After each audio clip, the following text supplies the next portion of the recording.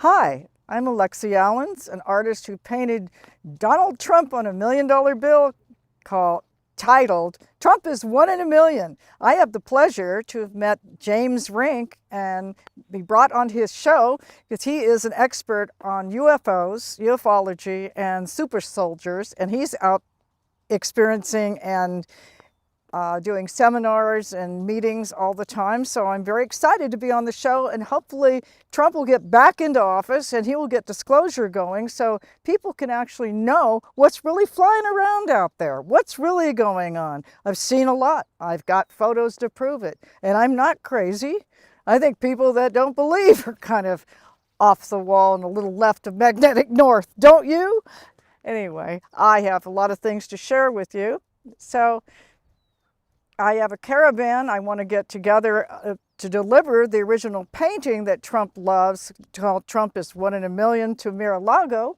I'm going to open some kind of funding thing for donations so we can actually do this caravan and have one of the armored cars deliver this with police escort and a big movement called Trump is 1 in a Million.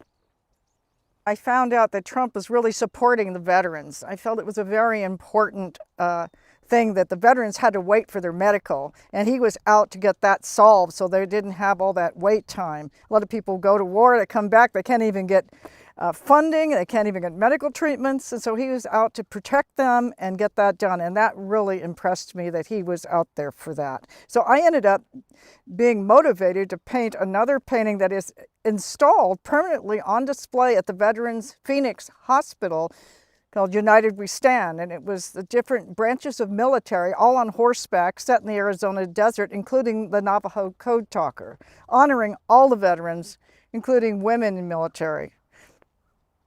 So that's part of what I liked about him, and also that he couldn't be bought. This is someone who would speak his mind, get out there and promote what he needed to promote, even if it wasn't popular. I love somebody that had the guts not to go by script, and he would just speak his mind. So I found him very impressive and very powerful. He was a great commander-in-chief, and I hope that he gets right back into power and continues on and stops all this nonsense that's going on right now. We need a powerful leader, not someone who's going to lay back and not get the job done. I'm an artist and I get visions, and sometimes I get intuitions. And before he was ever nominated, I was getting messages that I needed to promote him. And it said Trump is 1 in a Million. His father originally gave him $1 million, and $1 million has a lot of significance to him. And so that's part of why I put him on a $1 million bill. So it would be a powerful statement, and Trump is 1 in a Million would become a movement, and people would get behind him. And he did get nominated to the Republican Party, and he became president. So I really feel that this painting, the most controversial painting, it's a historical painting now, has made history as he went on his path to the White House. And now he's fighting to get back in. So I feel inspired by the art and the visions that he's going to create a country that will be free of speech and will be able to have our freedoms and our rights and not have them taken away. Well, I felt that Trump should, get back into power, and I'd like to see full disclosure made, since I have actually seen and witnessed UFOs in my travels, especially in Sedona. It's kind of a hot spot besides different areas of California, New Mexico, and on we go. They've been sighted all over the world.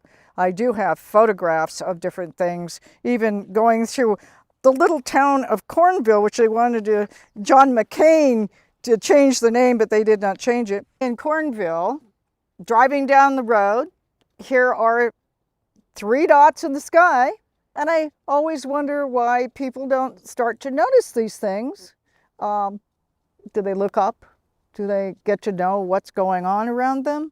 Are they aware of their surroundings? And this is what it looked like. It's an absolute craft. It's not our craft. And there's a lineup of cars. It's like, what is this about? This is where I think Trump could come in and have full disclosure and let people know, yes, these things really do exist. And of course, I like to, as an artist, I do a lot of fun little things. Like here is a little alien, and we've got a hiker, a Jeep, and a cactus going up into the craft.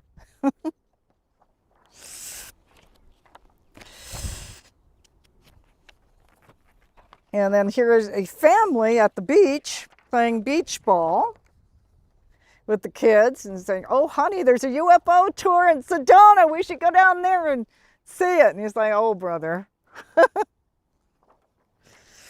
And then, of course, here's another one of my fun pieces where I've got a little alien crawling in the window and say, welcome to Sedona. Another craft. But back to the real sightings. Here's another one that I saw and I took a picture of. It's pretty obvious that something's going on. It's certainly not a helicopter, not a plane. And then to the granddaddy of all of them, I had a sighting where it started off with this, and then it morphed and became this. As the wind blows. And I've actually had some people, even military, look at these photos and they said, that's not ours. So who are they? Where are they coming from? I'm sure everyone out there would like to know. Well, I've had a lot of things in my life that inspired me. And as a child, I had a very interesting experiential thing that seemed way beyond any kind of dream. And it was like I was one day of Earth time and a year out there somewhere with a fellow that I called Tim. And Tim had a craft that looked like that, and the houses floated, and he had big eyes, but he looked like us. This was call it a dream state, or I was really there. I choose to think I was really there and I was inspired, because I'll tell you what was interesting about this experience. Before those faucets where you put your hand under and the water spits out, telepathic communication, there wasn't it. I went to school with him. The school teacher would stand in front of all of us and we'd have triangles on our desk with colors on it. And my hands would pass over real fast to answer the questions. We did not speak. Everything was telepathic. It was like full communication, like I'm talking right now. It was so real that I say yes. And I believe that going to school with Tim has influenced my whole life and made me more intuitive and more sensitive and feeling and expanding out my awareness. And that's why I went to India, and I've studied with gurus and teachers and had initiations of Kundalini Shaktipots, and studied Kabbalah with the rabbi that taught Madonna and Demi Moore. I have been around the block. I had full submersion for the initiation with Jesus. I've done it all. I've been around. And I think that all this spiritual stuff has all been inspired because it started off going to a school where we were telepathic, and it was so natural. And even the thing that when I was a kid, I was surprised I couldn't really fly. I mean, I always thought I could. I always thought I could walk through a wall. So that became the Jedi and all that in a lot of our films. And all of that seemed absolutely natural to me. And time never made sense. Even to this day, I have a little trouble with it, but I try to do well so I'm on time and I don't waste people's time, since that's a linear invention by humanity. But there's a time bend. And I really feel I was gone one day, Earth time, and the mother would say, you've got to get her back. You've got to get her back now, or they're going to catch on. So I feel I went to a very specialized school on another planet, interdimensional, whatever you want to say, alternate, parallel, who knows. I find it fascinating, and I do feel this has inspired me through my whole adult life.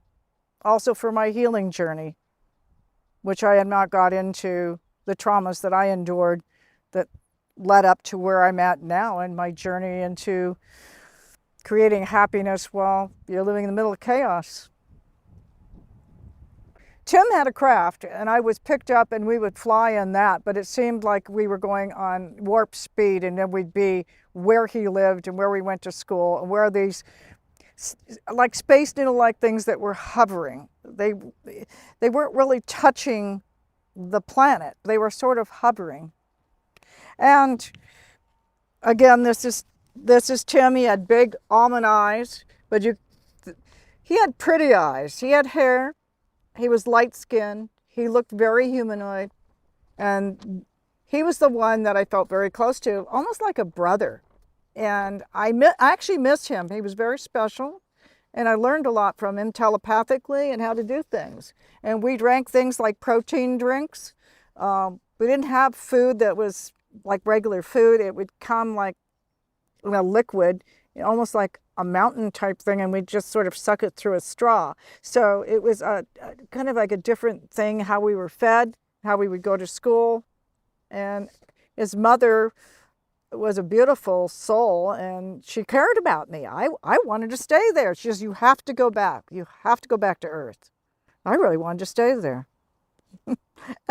So that was quite an experience I'll never forget. I'd be there a year at a time. One night of Earth time, a year their time. That's what I was told. And he would come and he would pick me up and I would go. And this happened quite often, probably several times every month. And I was going to school for a year. And then I would learn things and then I was brought back. So I feel this definitely influenced my art career. I did not have support at home as far as that. I kept all that as my secret. I might have been told that when I was off planet not to talk about it. So I did not. My father was a shrink and a psychiatrist and a very abusive man, and a lot of trauma was caused by him and programming. And I could get into that if you'd like me to a little bit. Okay, my father did drugged hypnotherapy on me, and he would blank out my mind. He used audio suggestions saying I would never finish a project, I would never amount to anything, I could not do anything. He used Librium and got me hooked on that up to 400 milligrams, which I was able to fight my way through and get off that drug. It's a hypnotic drug that was taken off the market. My father programmed me that I ever talked about what he did on his drug-induced behavior modification and hypnosis and audio suggestions, that I become violently ill. It took me years and years to get over that because I was very, very abused through that program. He controlled me to the point where I'd go into what I call a catatonic freeze, and I was unable to move my body, and I'd have to fight my way out of it and say, move. And once in a while I'll get triggered and I would have that happen, and it doesn't happen anymore like it used to. It was really a tough situation. And I was a very rebellious person, and that's why, and strong-willed. And I sought after the spiritual side of life. So that's what saved me and my art and learning to focus. And I feel that my father was basically my enemy, and he wanted to destroy me because I knew too much from what he did being his experiment. And he worked with a black ops group, which I will not mention who. I had been followed. A lot of things had gone on that were very, very dark, but I can say that I fought through all this, and that it pulled me out the other side and made me more creative, more sensitive, and I believe that anyone going through trauma can have a better life and be more expanded, even than people that don't go through that. It's just a very hideous thing to go through, and it's horribly hard to work through all these things, but you can, and I did, and that's why now I'm even coming out with my Happy Project about how to stay happy in the middle of chaos, and that any kind of healing can happen, and it can happen instantaneously once you set your mind to it and you get rid of the programming. You have to deprogram yourself.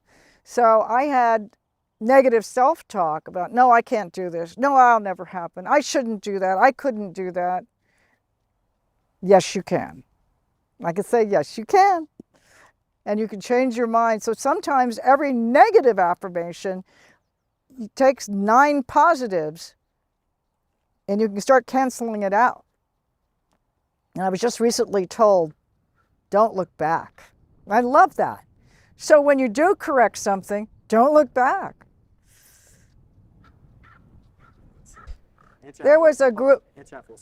There was a group of psychiatrists, and actually some of the children that I grew up with that were the, the kids of these psychiatrists, they actually ended up becoming missing or going to institutions. They were experimented on, and I was one of the experiments for mind control, heavy mind control. You've heard of Manchurian candidates and different terms, but my father basically had sold out and sold me to the program, and I remember a lot of it, and it's very, very dark. And things happened where I was even locked in a dark room with another psychiatrist who screamed and yelled at me that I had no rights and that I was rebellious and I was being bad and I was going to be punished. And of course, I was knocked out. I don't know if I was injected or what. It was very dark. It was like a pinhole light that he was using. And I had to work through all this. I would become very, very ill if I ever talked about it. But now I can talk about it. It's what happened. And the sum total of all of it is what actually brought me to my spiritual and my visualization with artwork. I feel it's made me a more expanded person, and also knowing that anything can be healed, no matter how hideous or horrible. The process that my father utilized was hypnosis and drug-induced. He would drug me, and then he would hypnotize me, telling me I was tired, and I'd drop into a very deep, deep sleep. And then he would put all the audio suggestions in me of mind control of what he wanted. And it's taken me years to unravel this. I also have missing time where he had actually controlled me and I'd been under hypnosis. And my own mother used to question, why is she in bed for 4 days in a row and not moving? And he said, she needs her rest. Well, he had fixed me so I was immobilized. So I could not open my eyes, I could not think, I couldn't move, I couldn't anything. But this is one of the ways that he manipulated me, and of course, reinforcing affirmation time after time and repetitive, that I would never accomplish anything. And anything that I would come up with, I would fail at. I'd fail in relationships, I would fail in life, I would fail in business, I'd fail in everything.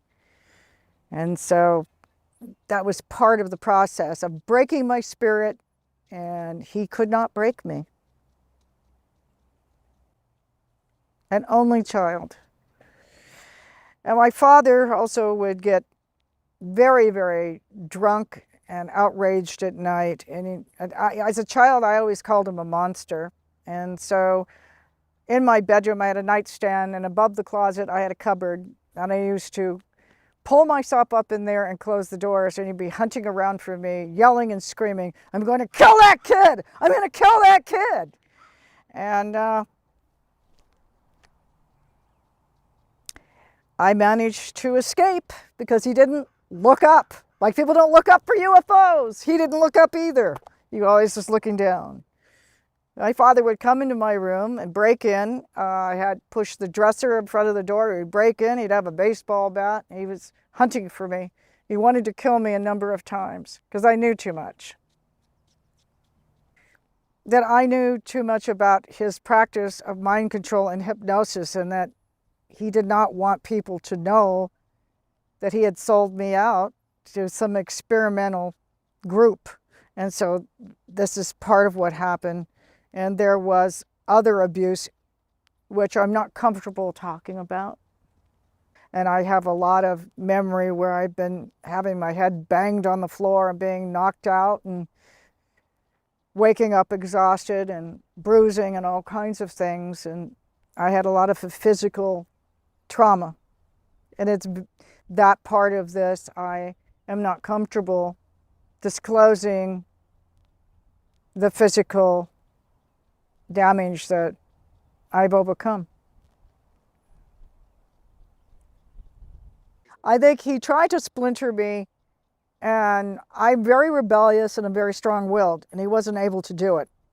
I think he worked on fragmentation and tried to, to get me to split, but I did not.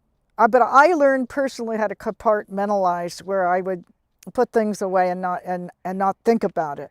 But that was a controlled thing I did on my own, that I actually self-taught myself, so I could cope with things. It's a coping mechanism. My mother is a complicated issue. She had her own set of problems, and he very much was abusive to her and had her very hooked on Valium and a few other things. So at night, when all this commotion was going on, she usually was passed out cold, either in bed or the chair in the living room. And I do remember one occasion where she slammed a frying pan over his head to stop him from abusing me. He says, "Get off of her." I do remember that very vividly, but most of the time this went on, and my mother was incapacitated and unable to stop the commotion and the war. I called it a war. I feel like I was in a war growing up, and I'd go to school and I'd hide what's going on, and then I'd come home to an evening of abuse, and that's why I would barricade my door. I even ran away a number of times and would sleep in the woods. I did all kinds of things. My father would never apologize. He suffers from acute narcissism, and he's a pathological liar. He told people, if anything, that I was going to be a suicide, and that I had emotional and mental problems, and that I would be killing myself, because he did not want me out there. Just talk like I'm talking now, because you're talking like Dr. Jekyll, Mr. Hyde. He has this professional personality where everybody thought, oh, what a brilliant man. He is a very highly educated man. But, oh, there's one of those UFOs now. Oh, no, forget that. It's just a helicopter. I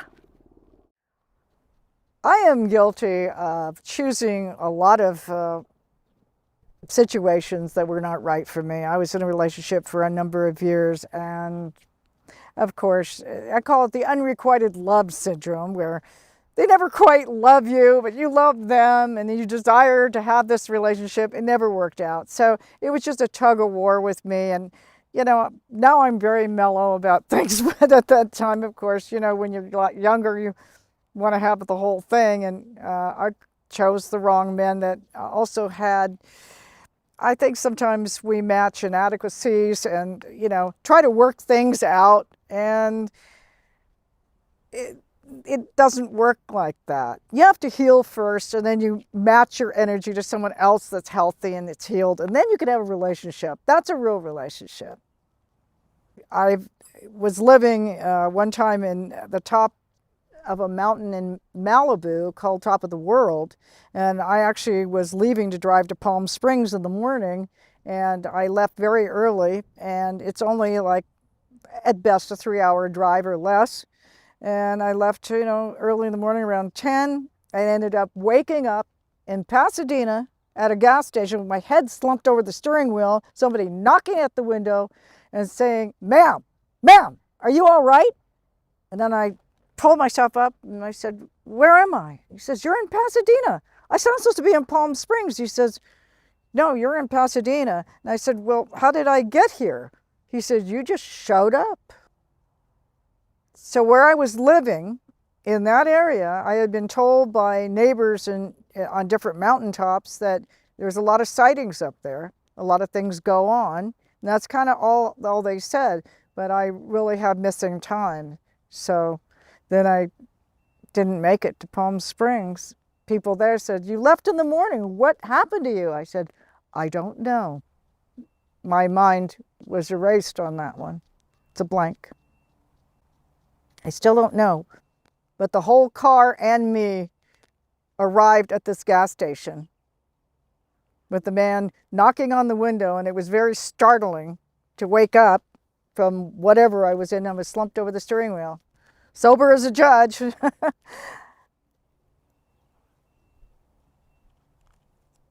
I was driving back from Los Angeles, and it was about 4:30 in the morning. I was driving down the long Highway 111 going into Palm Canyon, and when I got down there, the sun was coming up, and I noticed there was no cars, nobody on the road at all. There was one police officer, and his car was parked diagonally, and he was looking up.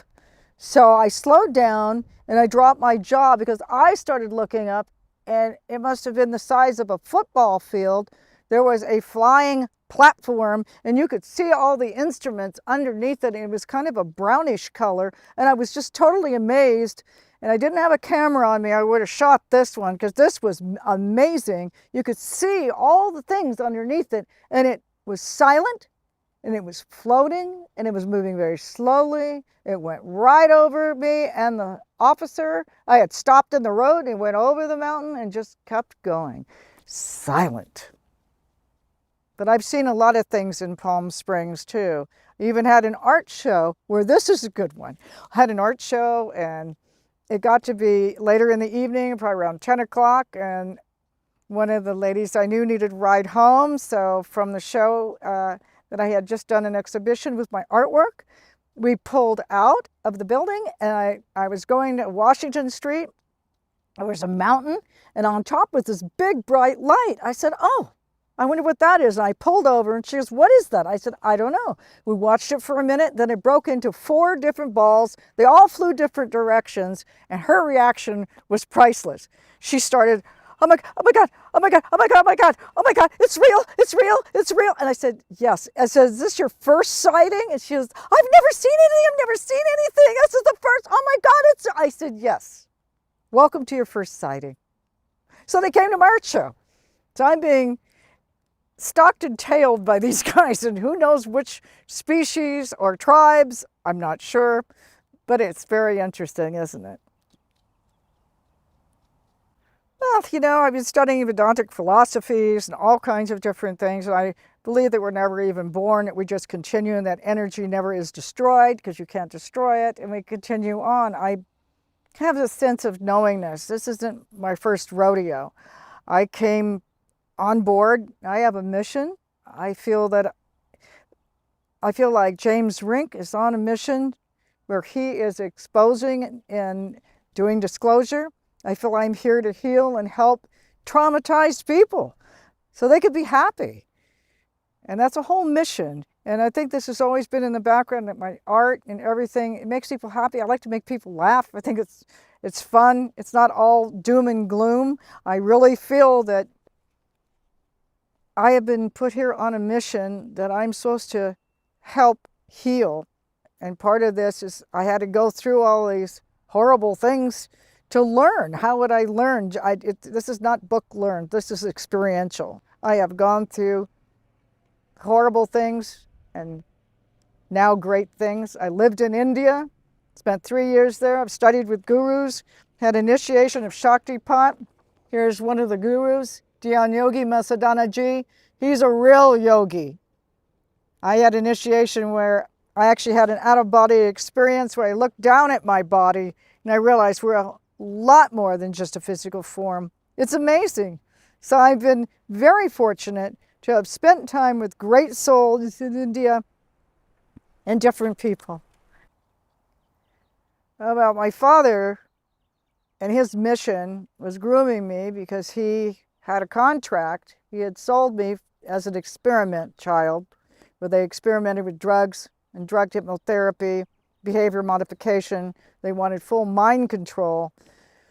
So where this was going, I don't know how dark it would have gone and how far he was taking this, but it could be everything from whatever you can imagine, from sex trafficking to drugs to whatever, messaging, delivery,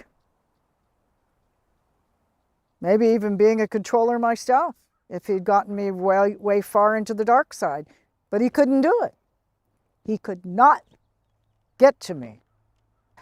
Well, I traveled the length and breadth of India. I did a book on Sai Baba. I studied, you know, Hatha Yoga and Vedantic philosophy, wore toe rings before they were even cool. And then I went up into the Himalayas.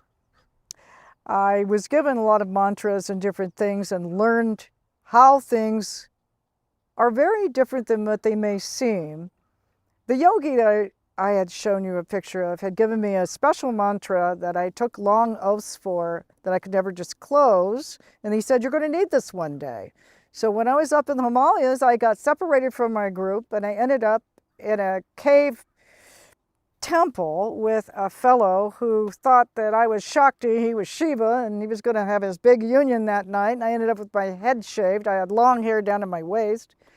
And I ended up with no hair.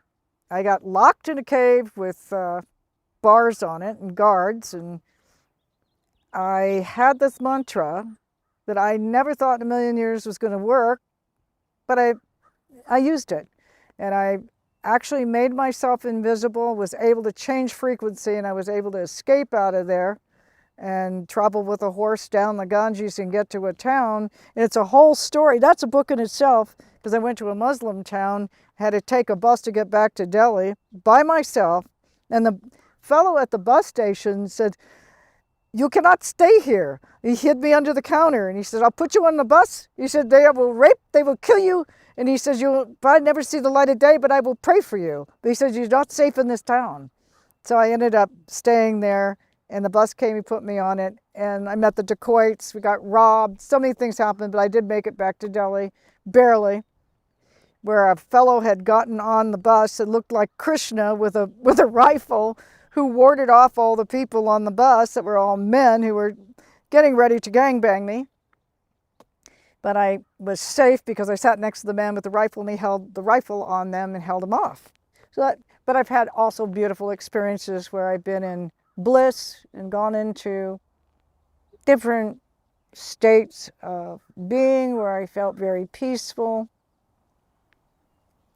I like being in the power of now, like Eckhart Tolle, being fully present. And I had wonderful experiences and met great people in India, but I've seen a lot.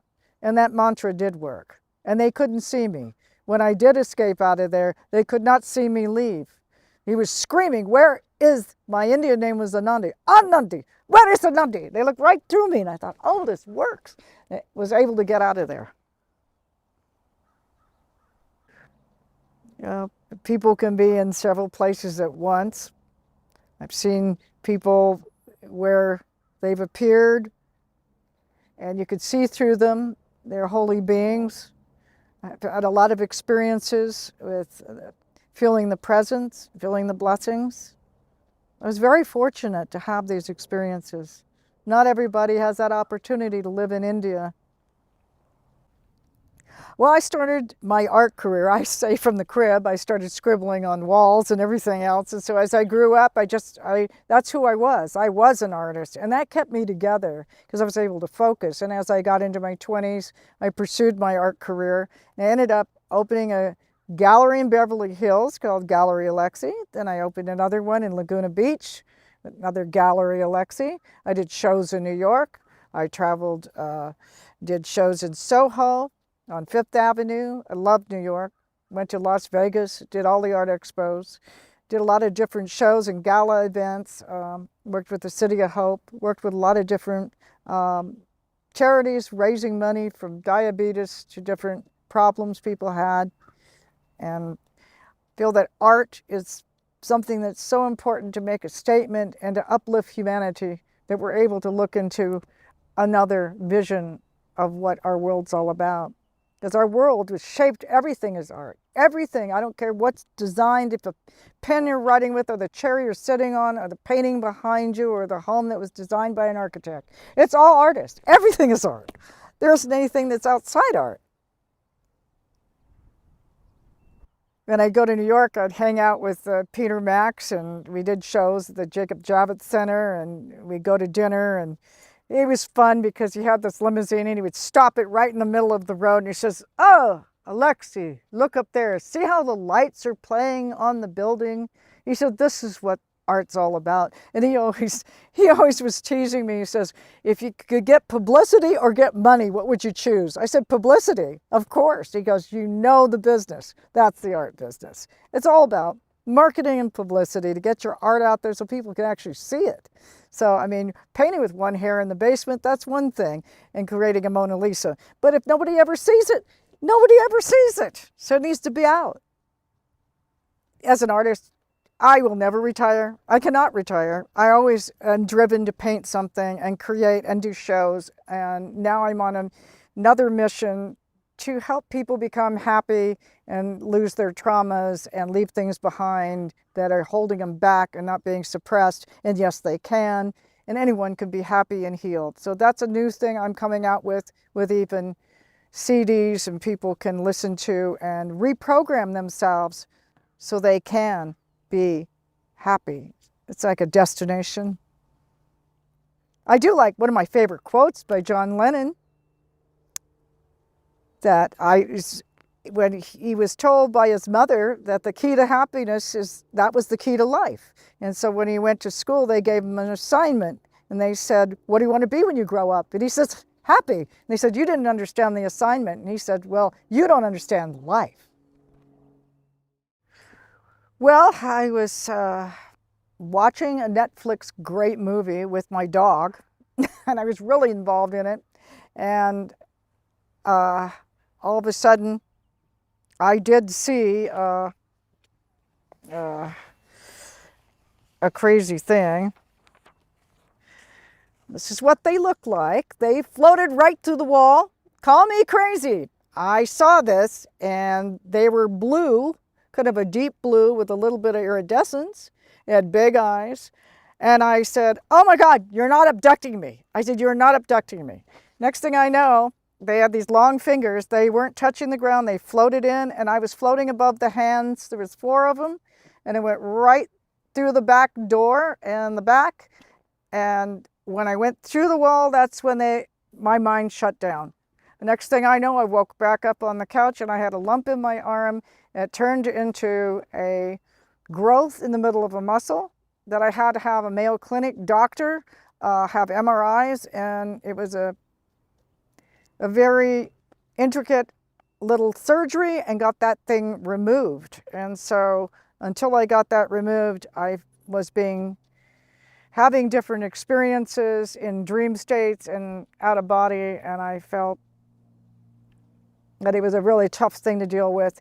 And this was hard for me to actually tell that I had alien real contact, because I think a lot of people have fears about this. I certainly did. And also not having control. And I think David Icke said it very well, that we have a threshold in our minds, and that some people get to the point where they say, well, that can't possibly have happened. She must have been dreaming. You make your own choice. I have a physical scar on my arm. So it really wasn't a dream. No, it wasn't. Because it became quite a lump, and it was getting uncomfortable, and this is my painting arm and my hand, it was affecting me. So what I did is I ended up having to go to a surgeon, and I had to get an MRI, and it was very detailed. It took about an hour and a half in the machine. He had to have all that to find out where he was going when he cut me open. To find out when I had the surgery, it was growing inside the muscle. It was very unusual. And so when he was taking it out, he had the nurse, he says, grab her hand, it's on the move. And interesting thing, he wasn't going to send it to pathology. He was thinking it was a fatty tumor. Well, it turns out that it became kind of a mystery tumor that was removed, because they didn't want to talk about it. He just shut down and said, I'm sorry, we don't know why you have it. We don't know why it's there or how it will not come back, never. And he screamed never when he said, I said, will it come back? He says, never. And he got really agitated. I said, oh, well, and this was a mild, meek, nice doctor, very talented Mayo Clinic surgeon. It scared him.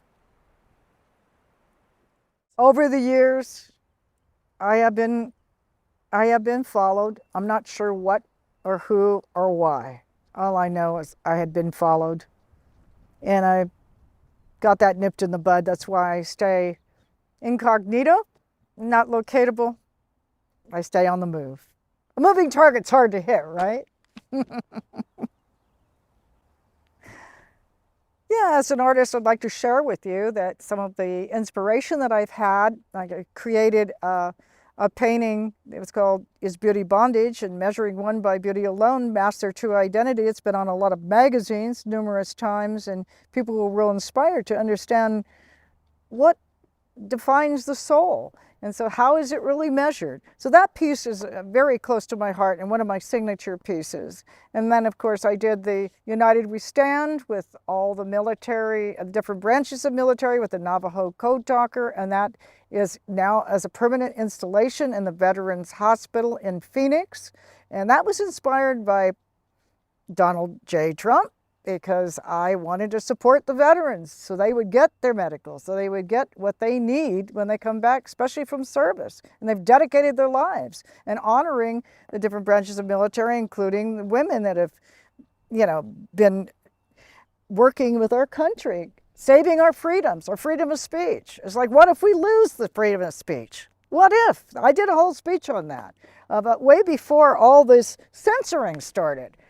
I, as an artist, don't want to be censored. That's why I think disclosure also is very important on this video, that people actually know this stuff does exist, at least entertain the idea that there's something more out there than what the eye sees. Sometimes you're going to need those night vision goggles. That's a trip that every American should take sometime, is to go out there and see that super highway in the sky. My God, they look like they're crashing into each other. There's so many different crafts. You can't see them with your naked eye. You put those goggles on, military grade, I guarantee you're going to see stuff that you'll never believe was even there. You'll say, my God, it's a busy. You think the freeway's crowded? That's nothing compared to that sky. All right, well, I'd like to show you some of my artwork. I channel a lot of Kuan Yins and Buddhas and different spiritual beings, and this is one of my Kuan Yin original oil paintings. And I've done a lot of different paintings. This is an actual poster of a Qigong master, Taoist master, Dr. Bala Wu, been studying Qigong for 21 years. And then I want to show you, I did a painting that's in the Veterans Phoenix Hospital of the different branches of military, including the Navajo Code Talkers, and this is in the Phoenix Veterans Hospital, all mounted on their walls. And then, of course, the big one, which I'm planning on selling this painting and raising money and delivering this to Mar-a-Lago, is Trump is 1 in a million. I started a movement with all this, and there's a lot of stories behind the Trump painting and how I've had my life threatened and everything else. And so I remain anonymous and travel around and don't be located in one thing. It's because of the TDS gang, the Trump derangement syndrome people. I don't want to deal with that. But anyway, between this and UFOs, we like to get into our edgy conspiracies, right?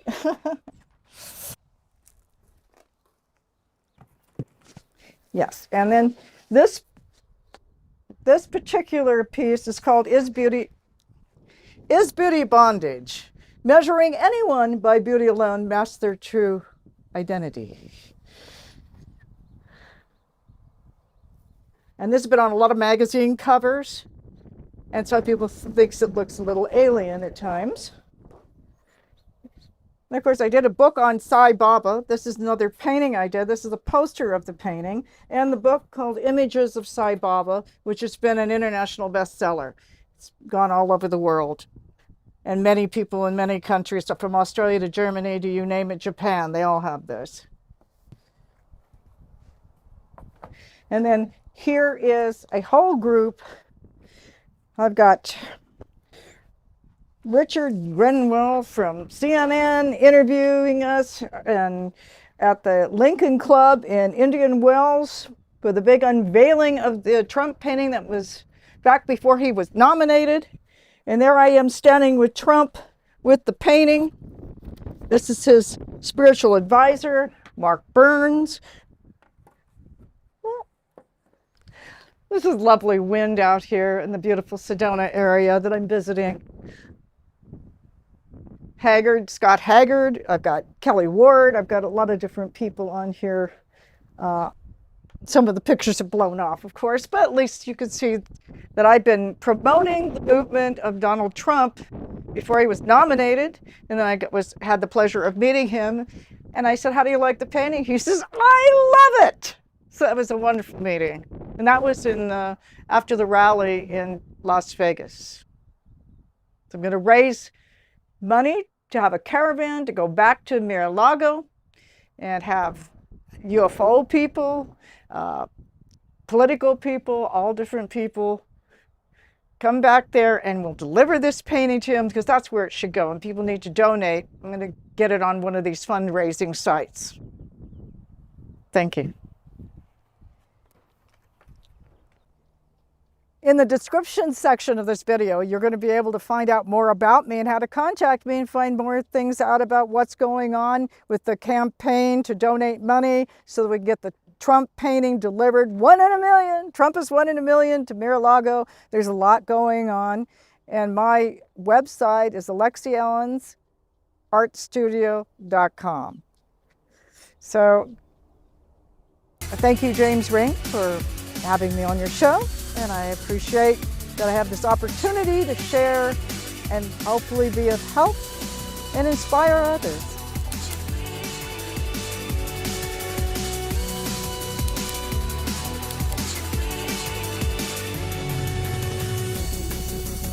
Please consider supporting Super Soldier Talk by purchasing your own Neo Meditation device.